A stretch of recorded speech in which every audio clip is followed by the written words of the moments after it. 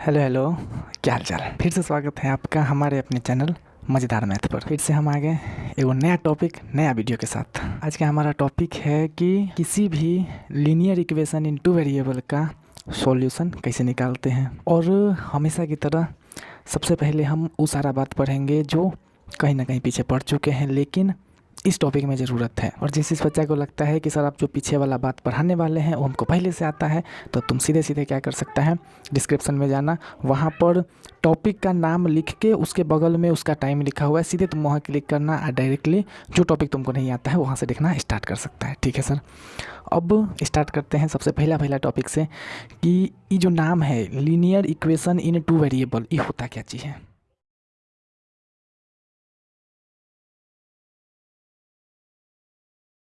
Linear equation in two variable, तो ये बात जानने से पहले तुमको एगो बात मालूम होना चाहिए। कौन सा बात? कि इक्वेशन क्या होता है।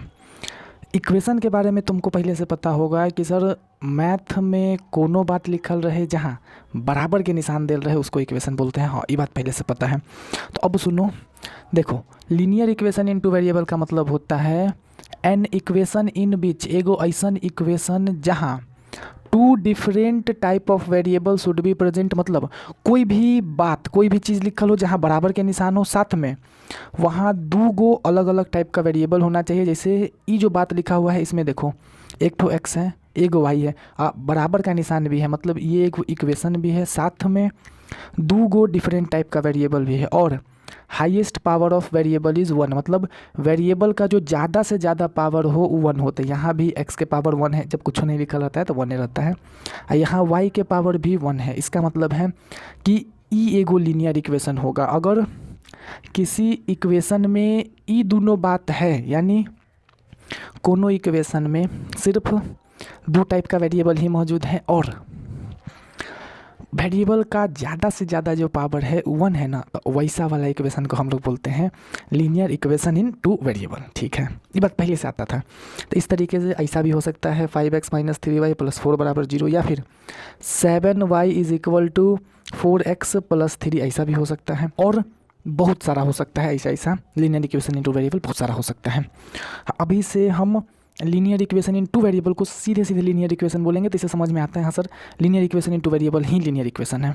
बार बार हम linear equation in two variable नहीं बोलेंगे, क्योंकि थोड़ा सा बोलने में बड़ा होता है। और ये जो लीनियर इक्वेशन होता है ना, इसका जनरल फॉर्म जो होता है वो होता है ax plus by plus c बराबर 0। मतलब दुनिया का कोई भी लीनियर इक्वेशन हो हमेशा इसी शक्ल में लिखल होगा, और अगर इस शक्ल में नहीं है तो हम उसको इस शक्ल में बना सकते हैं। दुनिया का कोई लीनियर इक्वेशन इसी शक्ल में होगा, इसलिए ई जो शक्ल है लीनियर इक्वेशन का जनरल फॉर्म होता है। तुम यहाँ देख भी सकता है कि 5x माइनस 3y प्लस 4 बराबर 0, ax plus by plus c बराबर 0।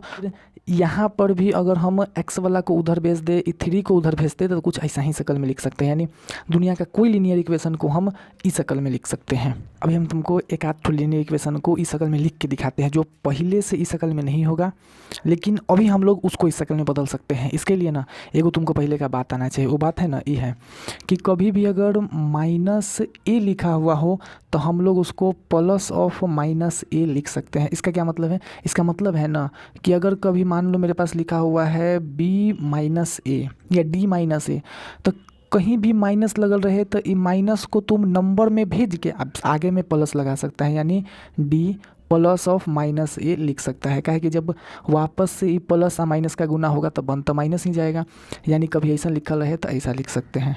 अब सुनो, हम एगो लीनियर इक्वेशन लेते हैं। जैसे मान लो हम लिए 7y is equal to 4x plus 3, तो ई जो है जनरल फॉर्म में नहीं है। काहे कि जनरल फॉर्म तो ऐसा होता है ax plus by plus c बराबर 0। तो हम क्या करेंगे, इसको ना इसमें बदल सकते हैं। कैसे? तो जो जो टर्म इस तरफ है उसको एक तरफ लाके हम इस शक्ल में बदल सकते हैं। 7y इधर है, इसको इधर ही रहने देते हैं। माइनस 4x जो है इधर है, तो 4x इधर से इधर आएगा तो माइनस का हो जाएगा, यानी माइनस का 4x प्लस का 7y माइनस का 3 बराबर 0। इसी चीज़ को ऐसा लिख सकते हैं। फिर उसके बाद माइनस का 4x plus 7y plus of minus 3 बराबर 0, इसी को हम ऐसा भी लिख सकते हैं। अब ये जो लीनियर इक्वेशन था हम इसको बदल दिए जनरल सर्कल में, जो कि हो गया ax plus by plus c बराबर 0। तो इस तरीक़ा से हम टर्म्स को एक तरफ से दूसरा तरफ कर करके कोनो लीनियर इक्वेशन को जनरल फॉर्म में लिख सकते हैं। अभी तुम इतना बात ध्यान में रख के चलो कि लीनियर इक्वेशन होता क्या है, दिखता कैसा है, मतलब उसका जनरल फॉर्म क्या होता है, और फिर कोनो दुनिया का लीनियर इक्वेशन हो हम उसको जनरल फॉर्म में बदल सकते हैं। इसके बाद समझते हैं कि लीनियर इक्वेशन का रूट क्या होता है, सॉल्यूशन या root of linear equation. Solution को ही हम लोग रूट भी बोलते हैं। तो सुनो पहले होता क्या है सॉल्यूशन। जैसे मान लो मेरे पास एगो लीनियर इक्वेशन लिखल है, तो इस लीनियर इक्वेशन में एगो x होगा, एगो y भी होगा। तो किसी भी लीनियर इक्वेशन में x का और y का ऐसा वैल्यू जो उस लीनियर इक्वेशन में डाला जाए ना, तो LHS RHS बराबर आ जाए, तो u x और u y को हम लोग बोलते हैं सॉल्यूशन ऑफ लीनियर इक्वेशन। जैसे देखो मान लो हम एगो लीनियर इक्वेशन लेते हैं 2x प्लस 3y माइनस 16 बराबर 0। अब यहाँ पर एगो x का वैल्यू और एगो y का वैल्यू जो होगा वो दोनों वैल्यू एक साथ इसका सॉल्यूशन होगा। कौन सा वैल्यू जो हम इसमें डालें तो इधर आ इधर वाला बराबर हो जाए। जैसे मान लो हमने इसमें x के बराबर 1 और y के बराबर 2 डालते हैं अपने मन से, तो जब हम ई वैल्यू को इसमें डालेंगे तो 2 इंटू 1 x के जगह 1 चल जाएगा, प्लस 3 इंटू वाई के जगह पर 2 यानी 2 माइनस 16, ये हम डाले हैं LHS में। तो 2 1 जा 2 प्लस 3 2 जा 6 माइनस 16, 2 और 6 और 2 8 माइनस 16, जो कि आ गया मेरे पास माइनस का 8। अब जब हम ई वैल्यू को इस इक्वेशन के LHS में डाले तो वैल्यू आया -8, जो कि RHS के बराबर नहीं है। तो इसका मतलब है ना कि ये जो नंबर है हमेशा सॉल्यूशन जो होता है वो दूगो नंबर होता है, यानी ये दूगो जो नंबर है वो इस लीनियर इक्वेशन का सॉल्यूशन नहीं है। अब फिर से अपने मन से हम एगो नंबर डालते हैं x बराबर 2 और y बराबर 4, कहे कि हमको पहले से पता है कि ये जो नंबर है ना वो इसका सॉल्यूशन है। तो थोड़ा इसको डाल के देखते हैं कि क्या एक्चुअली में LHS RHS बराबर आता है कि नहीं आता है। तो x के जगह पर 2 डालेंगे यानी 2 इंटू 2 प्लस 3 इंटू वाई के जगह पर 4 माइनस 16 बराबर 0। 2 2 जा 4 प्लस 4 3 जा 12 माइनस 16। अच्छा बराबर 0 नहीं लिखना है, यहाँ लिखना है कि हम ई वैल्यू को ना LHS में डाल रहे हैं। तो 4 और 12 हो जाएगा 16 माइनस 16, जो कि आ जाएगा 0। यानी जब हम इस वैल्यू को ई इक्वेशन के LHS में डाले तब जो वैल्यू आया ना वो 0 आ गया, जो कि RHS के बराबर है। इसका मतलब है कि जो नंबर है x बराबर 2 और y बराबर 4 वो जो है इस लीनियर इक्वेशन का एगो सॉल्यूशन हो जाएगा। लीनियर इक्वेशन का सॉल्यूशन को हम एगो और तरीका से लिखते हैं, कुछ इस तरीके से। देखो x बराबर 2 और y बराबर 4 इसका सॉल्यूशन मिला, तो हम लिखेंगे कि जो सॉल्यूशन है वो है मेरे पास 2,4। इसका मतलब जो x का वैल्यू आता है उसको पहले और जो y का वैल्यू आता है उसको बाद में, ऐसे भी लिख देते हैं सॉल्यूशन को। यानी x बराबर 2 और y बराबर 4 न लिख के ऐसे भी लिख देगा तो समझ में आ जाएगा कि x के जगह पर 2 और y के जगह पर 4 आया है। ठीक है, तो यहाँ से हमको linear equation in two variable का जो रूट होता है वो भी समझ में आ गया कि रूट होता क्या चाहिए। यानी अभी तक हम लीनियर इक्वेशन समझ लिए, जनरल फॉर्म समझ लिए, फिर रूट समझ लिए। अब आगे देखते हैं। नेक्स्ट जो अब टॉपिक है वो हमको ये समझना है ना कि दूगो छोटा छोटा नंबर का हम LCM आसानी से कैसे निकालते हैं। काहे कि इज एलिमिनेशन मेथड पढ़ने वाले हैं उसमें LCM की ज़रूरत पड़ता है, तो LCM कैसे निकालते हैं ये समझते हैं। और इसमें हम लोग दूगो अलग अलग टाइप का नंबर का LCM निकालना समझेंगे। पहला है, देखो पहला क्या है, पहला है जैसे मान लो तुमको LCM निकालना है 4 का और 20 का, दो नंबर का LCM निकालना है। इसमें स्पेशल बात ही है ना कि एगो नंबर दूसरका नंबर के टेबल में आता है। तो पहला टाइप LCM निकालने वाला ये है कि ऐसा दूगो नंबर का LCM निकालना है जिसमें एगो नंबर जो है दूसरका नंबर के टेबल में आता हो। तो हम लोग क्या करेंगे, जब भी ऐसा सिचुएशन आएगा तो हमेशा जो बड़का वाला नंबर होगा ना वही लिख देंगे LCM। ऐसा सिचुएशन में हमेशा बड़ा वाला नंबर ही LCM होता है जब एगो के टेबल में दूसरका नंबर आता हो। और दूसरका टाइप है LCM निकालना है मान लो 6 और 8 का, मतलब ऐसा दूगो नंबर है जिसमें ए गो नंबर दूसरका के टेबल में नहीं आता है या फिर ई नंबर भी इसके टेबल में नहीं आता है। ऐसा वाला नंबर कैल्शियम कैसे निकालेंगे? तो जब भी तुमको ऐसा वाला नंबर कैल्शियम निकालना हो ना, याद रखना हम छोटा नंबर के लिए बता रहे हैं, बड़ा वाला नंबर के लिए ऐसा नहीं होगा, ठीक है। तो जब भी ऐसा नंबर कैल्शियम निकालना हो, तुम क्या करना, बड़ा वाला नंबर उठाना, अब बड़ा वाला नंबर का ना टेबल पढ़ना शुरू करना। अब बड़ा वाला नंबर के टेबल जैसे जैसे पढ़ते जाना, वैसे वैसे जो नंबर आते जाए ना टेबल में, उसको ध्यान रखते जाना और सोचना कि क्या ये जो बड़ा वाला नंबर के टेबल में नंबर आ रहा है, क्या वो छोटा वाला में भी आता है। और जहाँ पर तुमको पहला ऐसा नंबर मिल जाए जो बड़का के टेबल में है, छोटका वाला में भी आता है, तो वही मेरा एलसीएम हो जाएगा। जैसे हमको 6 और 8 का एलसीएम निकालना है, तो हम क्या करेंगे कि ये बड़ा वाला नंबर उठाएंगे, इसका टेबल पढ़ना शुरू करेंगे और जो टेबल में आते जाएगा ना, इसके लिए चेक करते जाएंगे कि क्या जो इसके टेबल में आ रहा है उसके टेबल में भी आता है, सबसे आता है या नहीं आता है। सबसे पहले 8 1 जा 8, क्या 8 6 के टेबल में आता है? नहीं आता है। 8 2 जा 16, क्या आता है 6 में? नहीं आता है।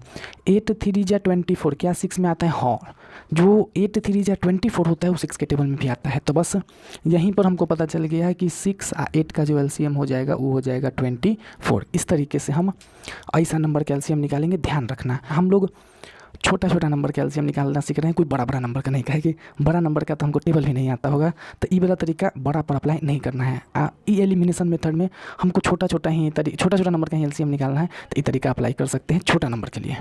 अब यहीं एगो छोटा सा नेक्स्ट बात है ना कि किसी भी इक्वेशन का कोफिशिएंट कैसे निकालते हैं। किसी भी इक्वेशन में कोई एगो वेरिएबल का कोएफिशिएंट कैसे निकालते हैं। जैसे मान लो ना कि मेरे पास एगो इक्वेशन दे देगा 2x - 3y + 4 = 0, एगो ऐसा इक्वेशन दे दिया। हमको बोला ना कि आप कोफिशिएंट ऑफ x पता कीजिए। किसी भी कोई भी एगो वेरिएबल दे देगा, अब बोलेगा उसका कोफिशिएंट निकालिए। कोफिशिएंट हमेशा वेरिएबल का निकालते हैं, तो हमको बोल दिया कोफिशिएंट ऑफ x निकालिए। तो किसी भी वेरिएबल का कोएफिशिएंट वो वाला नंबर होता है जो इक्वेशन में वेरिएबल्स के बगल में होता है। यानी अगर हमसे पूछा है कि आप x का कोफिशिएंट बताइए, तो x के बगल में यहाँ जो नंबर है ना वही x का कोफिशिएंट हो जाएगा, जो कि हो जाएगा 2। साइन के साथ बोलेंगे तो चूँकि 2 का साइन प्लस है, अब प्लस हम हमेशा लगाते नहीं हैं, तो x का कोफिशिएंट 2 हो जाएगा। अब मान लो हमसे ऐसा ही पूछ देगा कि कोफिशिएंट ऑफ y,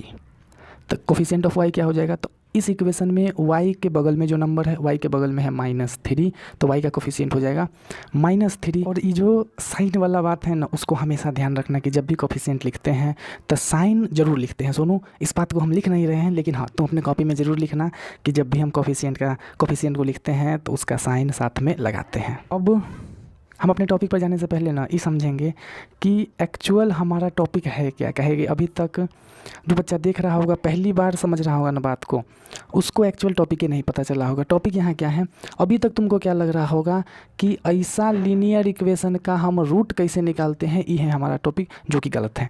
हमारा जो मेन टॉपिक है ना वो है ना कि ऐसा लीनियर इक्वेशन का रूट हम जानते हैं कि एगो x का एगो y का वैल्यू होता है, लेकिन असली जो टॉपिक है हमारा वो है कि किसी पेयर ऑफ लीनियर इक्वेशन का रूट कैसे निकालते हैं। मतलब कि पेयर मतलब होता है जोड़ा, मतलब 2 गो लीनियर इक्वेशन अगर हमरा दे देगा और कहेगा ना कि तुम इन दोनों का रूट निकालो, मतलब x का और y का ऐसा एक एक ठो वैल्यू निकालो ना जिसको हम इसमें भी डालें इसमें भी डालें, तो दोनों में डालने पर LHS और RHS बराबर आ जाए। ये हमको एक्चुअली सीखना है।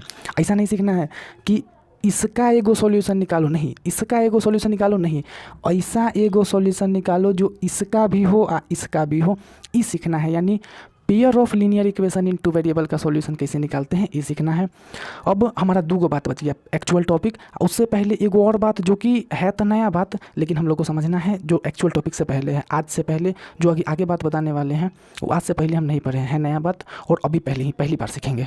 टॉपिक जो है हमारा वो है ना कि अगर कभी तुम्हारे पास 2 गो इक्वेशन दे दे, ठीक है, इन दोनों इक्वेशन में ना तुमको बोला जाए कि किसी एक ठो वेरिएबल का कोफिशिएंट को सेम कर दो। किसी एगो वेरिएबल का कोफिशिएंट को सेम कर दो, एगो का, दोनों का नहीं, एगो का। तो हम किसी एक वेरिएबल का कोफिशिएंट कैसे सेम करते हैं, ये है हमारा टॉपिक। जैसे अगर ये दोनों इक्वेशन देखा जाए तो x का कोफिशिएंट है 3 और यहाँ x का कोफिशिएंट है 2, यानी दोनों कोफिशिएंट सेम नहीं है। फिर y का कोफिशिएंट है 1, y का कोफिशिएंट है -3, सेम नहीं है। तो मेरा टॉपिक है कि यही कोफिशिएंट को सेम कैसे करते हैं। अच्छा, अगर हम बोल रहे हैं कि कोफिशिएंट को सेम करना है, इसका मतलब है कि कोफिशिएंट को चेंज करना है, चेंज करेंगे तभी तो सेम होगा, ठीक है। तो इसका मतलब है कि क्या कोफिशिएंट चेंज हो सकता है, मतलब एक ठो लीनियर इक्वेशन में क्या कोफिशिएंट चेंज भी किया जा सकता है? तो जवाब है हाँ। कैसे, देखो, जैसे हम मान लो कोई एगो लीनियर इक्वेशन लिखते हैं अपने मन से, 2x - 3y + 4 = 0, ठीक है। तो हम जानते हैं ना कि दुनिया के किसी भी इक्वेशन में हम दोनों तरफ सेम नंबर से जोड़, घटाव, गुना, भाग कुछ भी कर सकते हैं। तो अगर हम इस पूरा इक्वेशन में मान लो मल्टीप्लाई कर देते हैं, मान लो 2 से, ठीक है, तो इक्वेशन पर तो कोई फ़र्क नहीं पड़ेगा, लेकिन 2 से मल्टीप्लाई हो जाएगा। तो 2 से जब मल्टीप्लाई करेंगे तो हर एक में 2 से मल्टीप्लाई करेंगे, 2 2 जा 4x हो जाएगा, 2 3 जा -6y हो जाएगा, और 2 4 जा +8 = 0 हो जाएगा। यानी ये इक्वेशन ये इक्वेशन सेम है। कहे कि कोई इक्वेशन में किसी चीज़ से गुना करते हैं तो इक्वेशन पर अंतर नहीं आता है, यानी दो सेम इक्वेशन है, बस कोफिशिएंट जो है तुम देखो यहाँ चेंज हो गया। यानी अगर हम चाहे तो किसी इक्वेशन में किसी नंबर से गुना करके ना उनका कोफिशिएंट को चेंज कर सकते हैं। तो सेम यही काम करते हुए हम यहाँ किसी एगो वेरिएबल का कोफिशिएंट को सेम करना सीखेंगे, कहे कि इसका हम लोग को ज़रूरत पड़ेगा हमारा जो टॉपिक है उसमें। हाँ, इतना तो समझ गए कि सर अगर कोफिशिएंट सेम करना है तो मल्टीप्लाई करके करना होगा, ठीक है।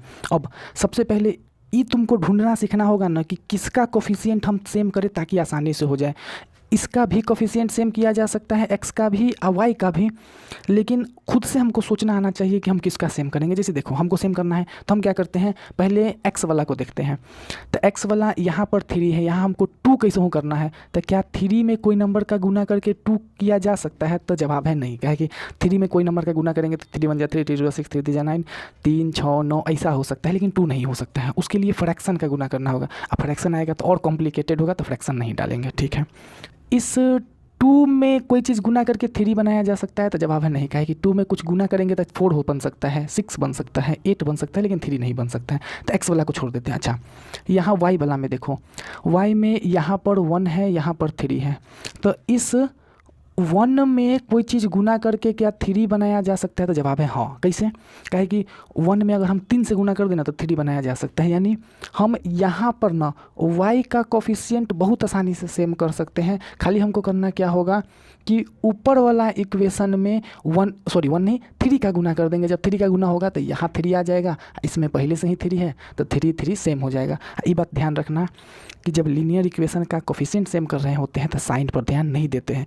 कोफिशिएंट लिखते हैं तो साइन पर ध्यान देते हैं, लेकिन कोफिशिएंट सेम करना होता है ना तो खाली नंबर सेम करते हैं, साइन सेम करना जरूरी नहीं है। इस हिसाब से हम समझे कि इस इक्वेशन में अगर हम 3 का गुना कर दें तो यहाँ भी 3 आ जाएगा, यहाँ 3 पहले से है, तो इन दोनों का कोफिशिएंट सेम हो जाएगा। तो हम क्या करते हैं, इसको इक्वेशन 1 मान लेते हैं, इसको इक्वेशन 2 मान लेते हैं, और मल्टीप्लाई 3 इन फर्स्ट, यानी फर्स्ट इक्वेशन में 3 का गुना करते हैं तो 3 × पहला इक्वेशन है मेरे पास 3x + y + 1 = 0, जो कि आ जाएगा मेरे पास। इसको मल्टीप्लाई करेंगे तो 3 3 जा 9x + 3 1 जा 3y + 3 1 जा 3 = 0। ये मेरे पास इसी इक्वेशन का एगो दूसर का फॉर्म मिल गया जिसमें 3 से मल्टीप्लाइड है, और साथ में ई तही है मेरे पास जो कि है 2x - 3y + 8 = 0। जो पुराना वाला मेरे पास 2 इक्वेशन था उसको ना हम इस तरीके से बदल दिए कि एगो वेरिएबल का कोफिशिएंट जो है एग्जैक्ट सेम हो गया। तो अब हम ई वाला जो काम है ना किसी भी पेयर ऑफ लीनियर इक्वेशन के साथ कर सकते हैं। पेयर मतलब 2 लीनियर इक्वेशन दे रहेगा, कहेगा कि तुम किसी एक वेरिएबल का कोफिशिएंट सेम करके दिखाओ, हम आराम से कर सकते हैं।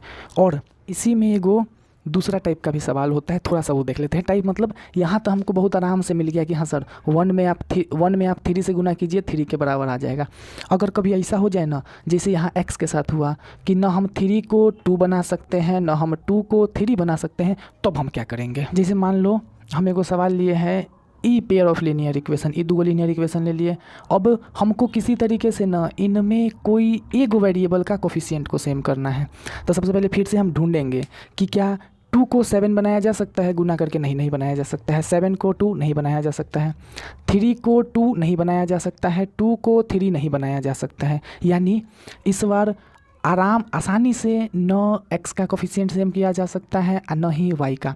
और जब ऐसा सिचुएशन आ जाए तब क्या करेंगे, तब हम इस्तेमाल करेंगे एलसीएम वाला कहानी। एलसीएम मतलब हम क्या करेंगे कि अपने मन से कोई भी चुन लेंगे कि हम चाहते हैं कि x का सेम करें या हम चाहते हैं y का सेम करें, और दोनों कोफिशिएंट को ना एलसीएम के बराबर ला देंगे, उन्हीं नंबर का एलसीएम। जैसे हम अपने मन से मान लो मेरा मन है कि हम इसका कोफिशिएंट को सेम करें, तो हम क्या करेंगे 7 और 2 का एलसीएम निकालेंगे। तो 7 का टेबल पढ़ेंगे, 7 1 जा 7 जो कि 2 के टेबल में नहीं आता है, 7 2 जा 14 जो कि आता है, यानी 2 और 7 का एलसीएम हो जाएगा 14। तो हम इन दोनों के कोफिशिएंट को 14 बनाना चाहेंगे, इसको भी 14, इसको भी 14। इसमें हम 7 का गुना करके 14 बना सकते हैं, इसमें हम 2 का गुना करके 14 बना सकते हैं। तो इसमें कोई चीज़ गुना करेंगे 14 बन जाएगा, इसमें कोई चीज़ गुना करेंगे 14 बन जाएगा, और दोनों में x का कोफिशिएंट सेम हो जाएगा। इसी तरीके से हम चाहें तो y के साथ भी कर सकते हैं। जैसे हम क्या करेंगे, इन दोनों को आपस में तो चेंज नहीं किया जा सकता है, लेकिन एलसीएम के बराबर लाया जा सकता है। 3 और 2 का एलसीएम क्या होगा, तो 3 1 जा 3 नहीं, 2 के टेबल में नहीं आता है। 3 2 जा 6 जो कि 2 के टेबल में आता है, यानी इन दोनों का एलसीएम 6 हो जाएगा। तो जब 6 है तो हम इस 3 में 2 का गुना करेंगे, मतलब पूरे इक्वेशन में अगर 2 का गुना कर दे तब यहाँ 6 आ जाएगा। इस पूरे इक्वेशन में अगर 3 का गुना कर दे तो यहाँ 6 आ जाएगा, यानी इसको भी सेम किया जा सकता है। पूरा कहने का ये मतलब है कि जब भी तुमको इक्वेशन में ऐसा सिचुएशन मिल जाए ना तब तो बहुत आसानी से हो जाएगा, लेकिन अगर ना मिल पाए तब भी हम सेम कर सकते हैं। तो हम क्या करते हैं कि x वाला को सेम कर देते हैं। इसको मान लेते हैं 1, इसको मान लेते हैं इक्वेशन 2। तो हम लिखते हैं यहाँ कि मल्टीप्लाई, हमको इसको 14 करना है तो 14 के लिए इसको 7 से मल्टीप्लाई करना होगा। तो हम लिखते हैं मल्टीप्लाई 7 इन फर्स्ट, यानी 7 into 2x minus 3y minus 13 बराबर 0, जो कि आ जाएगा 7 2 जा 14x माइनस 7 3 जा 21y माइनस 13 7 जा 91 बराबर 0। ठीक है, तब यहाँ पर मेरे पास 14 आ गया। ई एगो इक्वेशन नया मिल गया। अब दूसरा का इक्वेशन हम डालते हैं, इसमें यहाँ 14 लाते हैं, मतलब पूरा इक्वेशन में 2 से गुना करते हैं ताकि 7 जो है 14 बन जाते हैं। यहाँ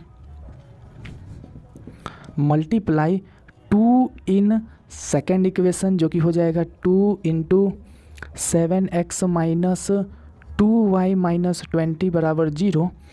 7 2 जा 14x माइनस 2 2 जा 4y माइनस 2 20 जा 40 बराबर 0। तो ये मेरा दूसरा का इक्वेशन मिल गया। अब ये दो नया इक्वेशन मिल गया जो है असल में यही, लेकिन इनका कोफिशिएंट आपस में सेम हो गया, तो दोनों को हम साथ में लिख देंगे।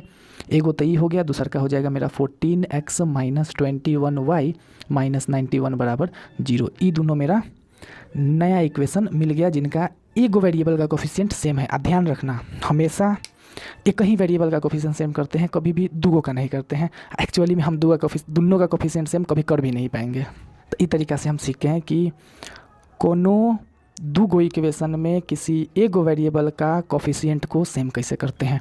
अब हमारा टॉपिक है कि लीनियर इक्वेशन को एलिमिनेशन मेथड से सॉल्व कैसे करते हैं। हम क्या करेंगे कि इन्हीं दो इक्वेशन को लेंगे, मतलब इसी पेयर ऑफ लीनियर इक्वेशन, इस पेयर ऑफ लीनियर इक्वेशन के लिए अपना एलिमिनेशन मेथड सीखेंगे। लेकिन हाँ, तुम ध्यान रखना कि जब हम इसको कोफिशिएंट सेम किए थे तो ये इक्वेशन मतलब ऐसा इक्वेशन मिला था। इनका जब कोफिशिएंट सेम किए थे तो ऐसा मिला था, ताकि हम इसका डायरेक्टली यूज़ कर सके आगे। ठीक है, हाँ भैया, अब आगे हमारा एक्चुअल नेक्स्ट टॉपिक जो कि है एलिमिनेशन मेथड, यानी पेयर ऑफ लीनियर इक्वेशन को एलिमिनेशन मेथड से कैसे सॉल्व करते हैं। तो सबसे पहले तुम ये बात याद रखना कि एलिमिनेशन का मतलब होता है गायब करना। गायब मतलब कि कोई चीज़ के हटाना। एलिमिनेशन मतलब कोई चीज़ को हटाना। अब ये जो एलिमिनेशन मेथड से हम एगो pair of linear equation in two variable को कैसे सॉल्व करते हैं उसका स्टेप हम यहाँ लिख दिए हैं। तो पहले हम एक ही स्टेप को पढ़ के थोड़ा सा कोशिश करते हैं समझने का। स्टेप पढ़ने से कुछ समझ में आएगा नहीं, वो तो एग्जाम्पल से ही समझ में आएगा, लेकिन हाँ एक बार पहले पढ़ते हैं कि क्या क्या है। सबसे पहले पहला step, right the both equation in general form, मतलब हम जानते हैं कि दूगो इक्वेशन मेरे पास रहेगा, तो पहला काम तुम करो कि जो तुम्हारे पास दूगो इक्वेशन है ना, दोनों को जनरल फॉर्म में लिख लो। जनरल फॉर्म मतलब ax + by + c = 0 उस फॉर्म में, ठीक है। पहला स्टेप तो समझ में आ गया। सेकेंड स्टेप है कि make the coefficient of one variable same, मतलब कि जो दूगो हम लोग लिखे हैं ना इक्वेशन जनरल फॉर्म में, उनमें किसी एगो वेरिएबल का कोफिशिएंट सेम करो, जो कि हम कर सकते हैं। अभी तुरंत सीखे हैं कि किसी दोगो इक्वेशन में एक वेरिएबल का कोफिशिएंट कैसे सेम करते हैं, ठीक है। फिर नेक्स्ट है ऐड और subtract the new equation such that the variable having same coefficient will be remove. इसके कहने का मतलब है कि अब जब हम कोफिशिएंट सेम कर लेंगे तो हमको दूगो इक्वेशन मिलेगा। हाँ, जानते हैं कि दूगो इक्वेशन मिलता है नया नया। तो तुम क्या करो, अब उन दोनों इक्वेशन को फिर से ऐड या सब्ट्रैक्ट करो इस तरीके से ना कि वो वेरिएबल जिनका कोएफिशिएंट सेम है वो गायब हो जाए। इसका क्या मतलब है अभी एग्जांपल में समझ में आएगा। थोड़ा सा समझ में आ रहा है कि हाँ सर कुछ गायब करना है, ठीक है। उसके बाद फोर्थ स्टेप है कि solve the one variable equation and get the value of that variable, मतलब जब ये काम करेंगे तो हमको एक वेरिएबल वाला इक्वेशन मिलेगा जिसको सॉल्व करके एगो वेरिएबल का वैल्यू निकालना है। आगे समझ में आएगा, अभी बस सुन लो।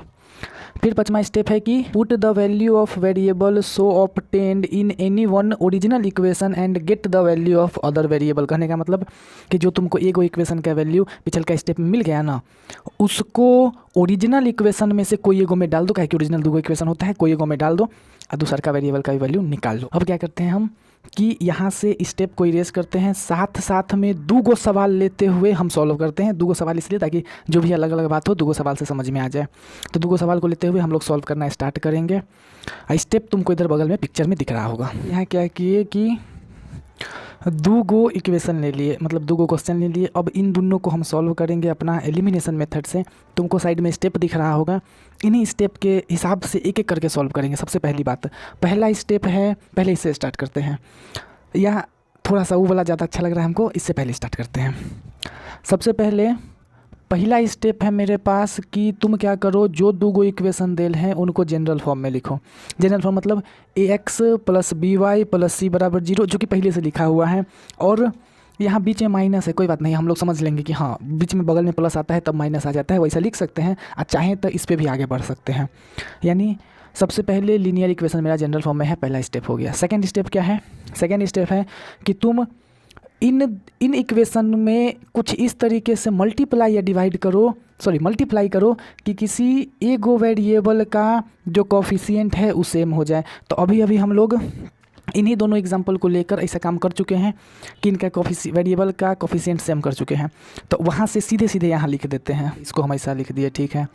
अब इसी चीज़ में अब सेकेंड स्टेप भी मेरा हो गया। पहला स्टेप जनरल फॉर्म, दूसरा स्टेप किसी एगो वेरिएबल का कोफिशिएंट को सेम करना, जो कि पहले हम कर चुके हैं, तो वहाँ से सीधे यहाँ लिख दिए। अब थर्ड स्टेप में हमको बोला है कि आप ना इक्वेशन को, जो दूगो नया इक्वेशन मिला है जो कि है ये और ये, इन दोनों इक्वेशन को जहाँ वेरिएबल का कोफिशिएंट सेम हो चुका है वहाँ कुछ इस तरीके से उनको ऐड या सब्ट्रैक्ट कीजिए सिचुएशन के हिसाब से कि जिस वेरिएबल का कोफिशिएंट सेम है ना वो गायब हो जाए। इसका मतलब है कि हमको इन दोनों को या तो ऐड या सब्ट्रैक्ट करना है ताकि ये चीज़ गायब हो जाए। तो देखो हम यहाँ क्या करेंगे, दोनों को करेंगे सब्ट्रैक्ट, मतलब एगो में से दूसरा का वो घटाएंगे। काहे कि इनका साइन जो है ना सेम है, ये भी प्लस का है ये भी प्लस का है।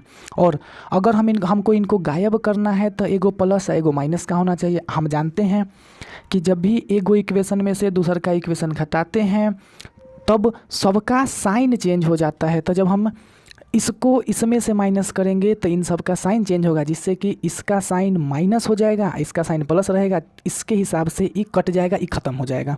यानी जब वेरिएबल तुम सेम कर लो तब ऐड करना है या सब्ट्रैक्ट करना है, ये कैसे पता चलेगा? तो सर अगर साइन सेम रहेगा तो उस समय हम सब्ट्रैक्ट करेंगे। काहे? ताकि जब सेम साइन है तो सब्ट्रैक्ट करने से साइन डिफरेंट हो जाता है, यहाँ कट जाएगा। और अगर साइन डिफरेंट रहेगा तो ऐड कर देंगे। मतलब अगर यहाँ प्लस रहता है यहाँ माइनस रहता तो हम दोनों को ऐड कर देते ताकि प्लस वाला माइनस वाला एक दूसरे को काट दे, जीरो आ जाए। मेरा मेन मकसद यही है कि जिस वेरिएबल का कोफिशिएंट हम सेम कर चुके हैं ना, किसी भी तरीके से उसको काट दे तो हम इसको सब्ट्रैक्ट करते हैं। तो हम इसको सब्ट्रैक्ट करेंगे तो सबका साइन चेंज हो जाएगा, तो ये माइनस हो जाएगा, ये प्लस हो जाएगा, ये प्लस हो जाएगा, ये तो जीरो ही है तो वहाँ तो जीरो ही आएगा, माइनस रहे चाहे प्लस। अब ये ख़त्म हो जाएगा।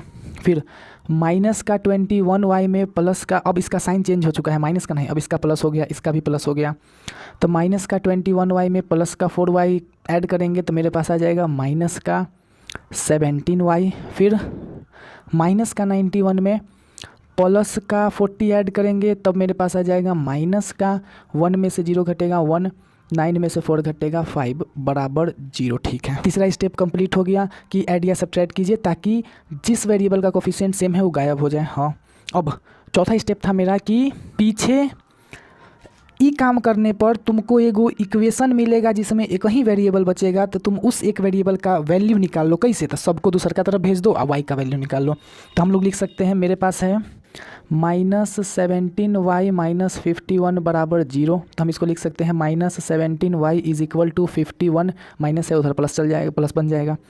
फिर y बराबर हो जाएगा 51 बाई -17, ये 3 बार में कट जाएगा, ये माइनस है तो माइनस का 3 आंसर आ जाएगा, यानी y बराबर मेरे पास -3 आ गया। तो तीसरा स्टेप मेरा कंप्लीट हो गया, चौथा स्टेप मेरा कंप्लीट हो गया। पहला था कि जनरल फॉर्म में लिखो, सेकंड था कि कोफिशिएंट सेम करो, थर्ड था इनको ऐड या सब्ट्रैक्ट करके सेम वाला को गायब कर दो, फोर्थ स्टेप था कि जो एगो वन वेरिएबल वाला इक्वेशन मिला वहाँ से तुम वेरिएबल का वैल्यू निकाल लो। ठीक है, अब लास्ट स्टेप था मेरा कि जो तुमको एगो वेरिएबल का वैल्यू मिला है ना, तुम उस वैल्यू को ओरिजिनल कोई इक्वेशन में डाल के या तो इसमें किसी में भी डाल के तुम दूसर का वेरिएबल का वैल्यू निकाल लो, y को इसमें डाल के x का वैल्यू निकाल लो। वो कैसे होगा देखो, थोड़ा सा आगे का काम हम यहाँ करते हैं। क्या करेंगे अब कि मान लो हम y बराबर -3 को इसमें डालना चाहते हैं, तो इसको नाम दे देते हैं इक्वेशन 1, इसको नाम देते हैं इक्वेशन 2। तो y बराबर -3 हम 1 में डालना चाहते हैं तो लिखेंगे पुट y बराबर -3 इन फर्स्ट इक्वेशन, यानी 2x माइनस 3y माइनस 13 बराबर 0 में y का वैल्यू डालना है। तो 2x माइनस 3 इंटू 3 के y की जगह माइनस का 3 माइनस 13 बराबर 0 हो जाएगा। फिर 2x माइनस माइनस प्लस का 9 माइनस का 13 बराबर 0। तो 2x प्लस का 9 माइनस का 13 हो जाएगा, माइनस का 4 इज इक्वल टू 0। तो 2x बराबर हो जाएगा 4, x बराबर हो जाएगा 4/2 जो कि हो जाएगा 2। इस हिसाब से मेरा x का वैल्यू निकल गया, y का पहले ही निकल चुका था। तो हम लोग लिख देंगे यहाँ कि x बराबर 2 और y बराबर -3 जो है वो मेरा सॉल्यूशन है इस पेयर ऑफ लीनियर इक्वेशन का। निकला कैसे? तो एक एक करके पांचों स्टेप अप्लाई किए, सॉल्यूशन निकल के आ गया। अब हम यही काम दूसर का इक्वेशन के साथ करते हैं, इसका सॉल्यूशन निकाल के देखते हैं। पहले एक बार फिर से रिवाइज करो, पहले जनरल फॉर्म, फिर कोफिशिएंट सेम, फिर ऐड या सब्ट्रैक्ट, फिर एगो वेरिएबल वाला इक्वेशन को सॉल्व किए, जो वैल्यू आया एगो वेरिएबल का उसको कोई एगो इक्वेशन में डाल के दूसर का वैल्यू निकाल दिए। सेम यही काम अब दूसर का के साथ करते हैं। मेरे पास इक्वेशन ही लिखा हुआ है, तो पहला काम है कि इसको जनरल फॉर्म में चेंज करना। तो पहले से ही ax + by + c ax + by + c के फॉर्म में है, यानी कि जनरल फॉर्म वाला काम मेरा पहले से हो चुका है। सेकंड स्टेप है मेरा इनमें से कोई एगो वेरिएबल के कोफिशिएंट को सेम कर देना। तो ये काम हम पहले कर चुके हैं, थोड़ा देर पहले जब ये वेरिएबल का कोफिशिएंट सेम करना सिखा रहे थे। तो इसी क्वेश्चन में हम लोग y का वेरिएबल, y का जो कोफिशिएंट है उसको सेम किए थे, यहाँ पर 3 ला दिए थे। तो वो वाला हम लोग लिख लेते हैं यहाँ पर, जो कि मेरा कुछ ऐसा आया था जब इसको सेम कर दिए थे। ठीक है, सेकंड स्टेप भी हो गया। थर्ड स्टेप है कि जो नया दूगो इक्वेशन आया तुम उनको या तो ऐड या तो सब्ट्रैक्ट करो इस तरीके से कि जिस वेरिएबल का कोफिशिएंट सेम किए हैं वो गायब हो जाए। तो हमको इसको गायब करना है। तो गायब कब होगा? जब दोनों का सेम अलग अलग साइन जो है दोनों का अलग अलग हो जाए। तो यहाँ साइन पहले से ही माइनस का है, यहाँ साइन पहले से ही प्लस का है, तो अभी भी अगर हम इसको जोड़ देना तो y वाला जो है गायब हो जाएगा। तो यहाँ पर हम दोनों इक्वेशन को जोड़ेंगे ना कि घटाएंगे। काहे कि पिछला बार हम इसलिए घटाए थे ना, काहे कि उनका साइन सेम था। साइन सेम पर अगर हम जोड़ देते तो कुछ और आ जाता सेम साइन के साथ, इसीलिए वहाँ पर हम उसको घटाए थे। लेकिन यहाँ पहले ही से साइन अलग अलग है तो दोनों को जोड़ लेंगे। तुम ये बात सुनो, तुम ये बात कहीं कॉपी में लिख लो कि जब भी हमको ऐड या सब्ट्रैक्ट करना रहता है तो साइन सेम रहता है तो हम घटाते हैं, और साइन डिफरेंट रहता है तो हम जोड़ देते हैं। ठीक है, तो हम क्या करते हैं, यहाँ पर दोनों इक्वेशन को जोड़ते हैं। तो जोड़ने समय कोई साइन चेंज नहीं होता है, जैसा रहता है वैसा ही रहता है। तो दोनों को जोड़ेंगे तो यहाँ पर 9x और 2x हो जाएगा 11x, प्लस का 3y माइनस का 3y कट जाएगा, फिर 8 और 3 प्लस का 11 बराबर 0, ऐसा आ गया। सेकेंड स्टेप कंप्लीट हो गया मेरा। फिर थर्ड स्टेप है कि जो एक वेरिएबल वाला इक्वेशन मिला है उसमें से एक वेरिएबल का वैल्यू निकालो, यानी 11x प्लस 11 बराबर 0। तो 11x बराबर हो जाएगा माइनस का 11, तो x बराबर हो जाएगा -11/11, जो कि कट के आ जाएगा -1, यानी कि एक वेरिएबल का वैल्यू -1 आ गया। अब इस वेरिएबल के वैल्यू को तुम इन दोनों में से कोनो इक्वेशन में डाल के दूसर का वेरिएबल का भी वैल्यू निकाल लो। अब हम इसको किस में डालें, तो हमको ये जो इक्वेशन है ना बहुत छोटा छोटा नंबर के साथ लग रहा है, तो जब हम इसको इसमें डालेंगे तो कैलकुलेशन कम होगा, तो उसमें डाल देते हैं। यानी पुट, इसको हम मान लेते हैं 1, इसको मान लेते हैं 2। Put x is equal to -1 in first, यानी पहला इक्वेशन में डाल देते हैं। पहला इक्वेशन है 3x प्लस वाई प्लस 1 बराबर 0। तो x का वैल्यू डालना है, तो 3 इंटू -1 प्लस वाई प्लस 1 बराबर 0। 3 1 जा 3, यानी माइनस का 3 प्लस वाई प्लस 1 बराबर 0। माइनस का 3 प्लस का 1 हो जाएगा माइनस का 2 प्लस वाई बराबर 0, यानी y बराबर हो जाएगा, ये माइनस का उधर प्लस हो जाएगा, यानी प्लस का 2, यानी y बराबर आ गया 2। इसका मतलब x बराबर -1, x बराबर -1 और y बराबर 2 जो है वो मेरा इस पेयर ऑफ लीनियर इक्वेशन का सॉल्यूशन हो जाएगा। यानी हम जब इस x इस y का वैल्यू को इसमें डालेंगे ना, तो मेरा LHS RHS बराबर आ जाएगा। अब टॉपिक यहीं पर ख़त्म हो गया। तुमको करना क्या है, कुछ सवाल है ये वाला, इस सारा सवाल को तुम बनाओ। इन सारा सवाल को बनाने के बाद कमेंट में आंसर करो कि सर 1 का 2 का 3 का आंसर क्या क्या आया है। ठीक है, आज का कहानी यही ख़त्म होता है। फिर मिलेंगे कोई नया टॉपिक नया वीडियो में, तब तक के लिए जय हिंद।